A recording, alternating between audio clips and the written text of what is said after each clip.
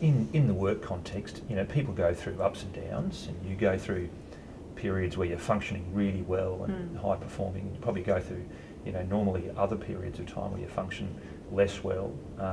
But how do you know when you should actually seek help? How do you know when changes that you're observing or comments that others make to you are such that you should actually go and seek help for those now? My advice would be that if someone's taken the time to let you know that they're aware, or that they've noticed that there's some changes in you, that would be an ideal time to go and get some help rather than to dismiss that. One of the saddest things that I come across in my practice is when people have known for a long time that things aren't going well and that it's started to adversely affect their work, and that then has impacted on their professionalism, and they may be under review or having been performance managed. So the earlier that you can take notice, the better.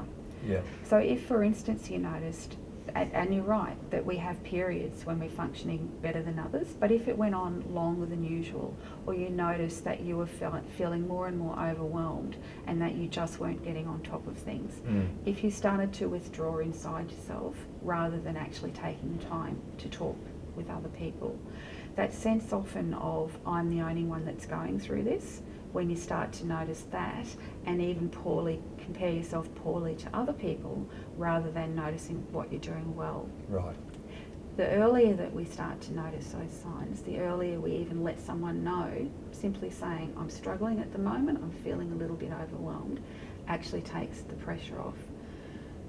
Going along and seeing someone professionally who can help is also better done early rather than late, because you can develop skills to prevent it from getting worse rather than trying to pick it up to a point where you're back functioning again. In my younger days, you can easily convince yourself that you're bulletproof.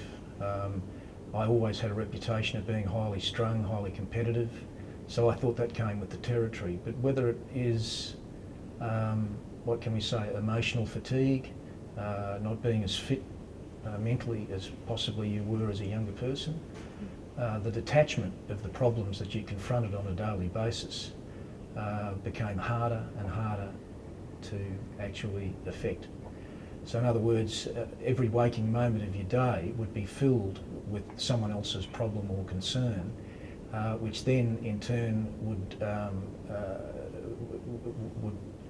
bring out in me an anxiousness that one would seldom experience, other than in a horror movie, where the temples pound, the perspiration is profuse. You find yourself in that position far too often. I've also spoken for many years about this unidentifiable pain that a person suffering a mental illness suddenly acquires, and it's a pain that you can't point a finger to. And it's a pain that sometimes is different one day to the next, but it falls into the category of unbearable style pains.